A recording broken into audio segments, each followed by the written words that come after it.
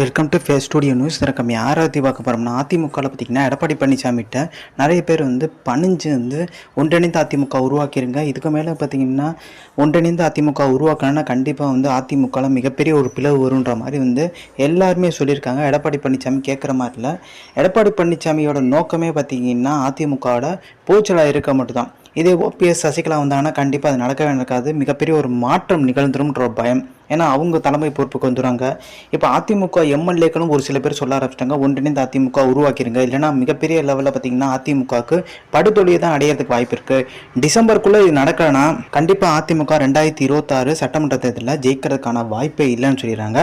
So AIADMK எம்எல்ஏக்களும் பார்த்தீங்கன்னா எடப்பாடி பழனிசாமிக்கு எதிராக குரல் கொடுக்க ஆரம்பிச்சிட்டாங்க. இப்போ முதல் கட்ட பேச்சுவார்த்தை திங்கெல்லாம் நடத்தி முடிச்சிருக்காங்க இந்த 6 முன்னாள் அமைச்சர்கள். திருப்பியும் பார்த்தீங்கன்னா அந்த 6 முன்னாள் அமைச்சரோட இன்னும் நிறைய கும்பல் கூட்டிகிட்டு போய் எடப்பாடி பழனிசாமிகிட்ட திங்கெல்லாம் பேச போறதா தகவல் இருக்கு. பட் இது எடப்பாடி பழனிசாமி ஒத்துக்காத ஒரு நிலையில எடப்பாடி இல்லாத அதிமுக உருவாக்குறதுக்கு தயாராயிட்டாங்கன்ற மாதிரி பேச்சுக்கு போயிட்டு இருக்கு. ஸோ எடப்பாடி பழனிசாமி பார்த்தீங்கன்னா தென் மாவட்டங்களில் மிகப்பெரிய லெவலில் கட்டமைப்பு பண்ணவே முடியல.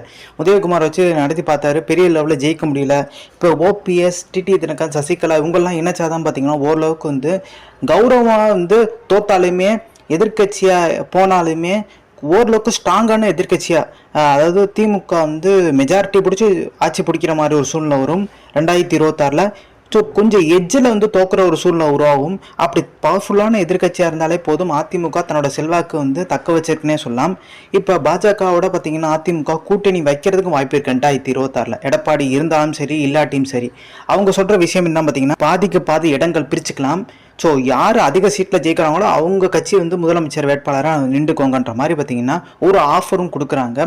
ஸோ பிஜேபி இது சொல்கிறனால பார்த்தீங்கன்னா அதிமுகவில் எடப்பாடி பழனிசாமிக்கு முதல்ந்தே ஒத்துக்கிறதே இல்லை. அண்ணாமலையை பார்த்தீங்கன்னா முதலமைச்சர் வேட்பாளர் நிப்பாட்டணுன்ற மாதிரி 2026 இது நடக்கும்ன்ற மாதிரி அமித்ஷா சொன்னால தான் கூட்டணி விட்டு வெளியே வந்தார்ன்ற மாதிரி பொதுவான ஒரு பேச்சு இருக்குது.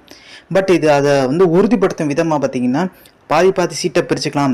யார் அதிக இடங்களில் ஜெயிக்கிறாங்களோ அவங்க பார்த்தீங்கன்னா முதலமைச்சர் சீட்டில் உட்காந்துக்கட்டும், அந்த கட்சி கூட்டணி கட்சி உட்காந்துக்கிட்டுன்ற மாதிரி ஒரு டீலிங்கில் போயிட்டுருக்கு.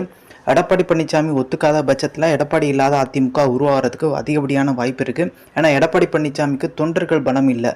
ஏன்னா அடிமட்ட தொண்டர்கள் பார்த்தீங்கன்னா அவர் கைக்குள்ளே இல்லை, நிர்வாகிகள் மட்டும்தான் கைக்குள்ளே இருக்காங்க. அந்த நிர்வாகிகளும் பார்த்தீங்கன்னா எம்பி எலெக்ஷனில் பெரிய லெவலில் வேலை செய்யலை. நிர்வாகிகளுக்கும் மாவட்ட செயலருக்கும் ஒரு மோதல் போக்கே தான் இருக்குது. மாவட்ட செயலர் என்ன சொல்லமே நிர்வாகிகள் கேட்கறதில்ல. இதுக்கு முக்கியமான காரணம் தலைமை சரியில்லைன்றதுனால தான். ஸோ இந்த இன்ஃபர்மேஷன் முடிச்சா லைக், ஷேர், சப்ஸ்கிரைப். தேங்க்ஸ்.